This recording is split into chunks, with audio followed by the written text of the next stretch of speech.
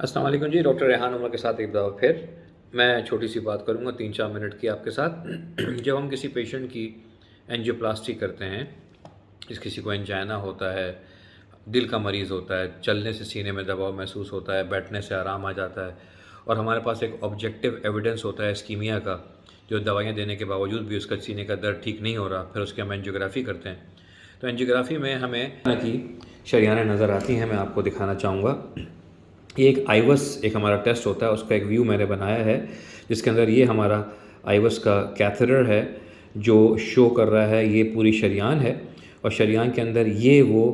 Lumen जिसे हम कहते हैं, जो शरियान के अंदर जहाँ पर खून दौड़ रहा होता है उसके अंदर बहुत ज़्यादा तंगी आ चुकी है, तो शरियान का साइज़ छोटा हो गया है और ये पूरा प्लैक पड़ा हुआ है जिसके अंदर कोलेस्ट्रॉल के डिपॉजिट्स हैं, जिसकी वजह से ये इसके लूमेन को, इसके सुराख को तंग कर रहा है। जब हम एंजियोप्लास्टी करके स्टेंट डालते हैं, हमने सिर्फ ये देखा कि हमने इस लूमेन का साइज़ बड़ा कर दिया, मतलब अब दौरानिया खून के अंदर, क्योंकि खून की शरियान में तंगी थी जिसकी वजह से पेशेंट को सीने में दर्द हो रहा था, उस तंगी की वजह वजूहात बेशुमार हैं जो हम बाद में डिस्कस करेंगे, लेकिन उसकी एंजियोप्लास्टी के बाद हमने इस सुराख को बड़ा कर दिया और ये जो आपको डैश डैश नज़र आ रही है, हमने स्टेंट डाल दिया। एक चीज़ जो बड़ी काबिल ज़िक्र है यहाँ पर, आप ये चीज़ देखें, ये क्या चीज़ है? ये वो प्लैक है, ये वो कोलेस्ट्रॉल डिपॉजिट्स हैं जो स्टेंटिंग से पहले भी मौजूद थे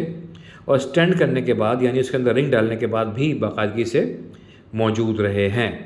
इसका मतलब क्या होता है? इसका मतलब मैं अपने पेशेंट्स को बार बार बताता रहता हूँ हर किस्म के लेक्चर्स के अंदर कि जब भी आप एंजियोप्लास्टी या बाईपास करते हैं, आप सिर्फ बीमारी को बाईपास कर रहे हैं, लेकिन आपने बीमारी को ख़त्म नहीं किया।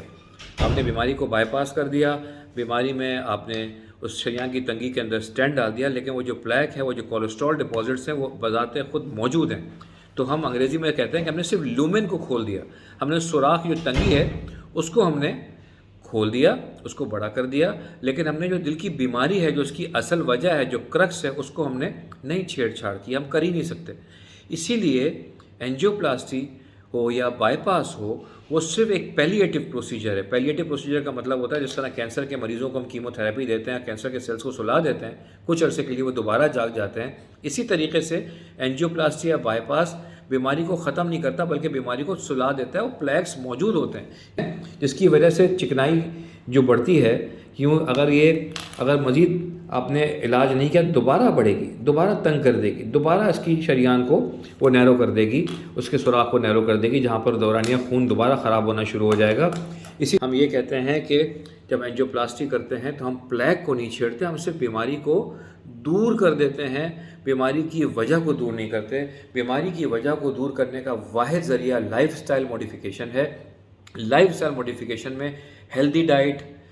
Exercise, healthy diet, exercise, healthy diet और एक्सरसाइज है। ये आप करेंगे तो उसके ज़रिए आप इस प्लैक को रिमूव करने में, इस प्लैक को ख़त्म करने में, इस चर्बी के दोथड़े को ख़त्म करने में कामयाब हो सकेंगे। तो इस बात को समझें, हेल्दी लाइफस्टाइल इख्तियार करें और खुश रहें, आबाद रहें।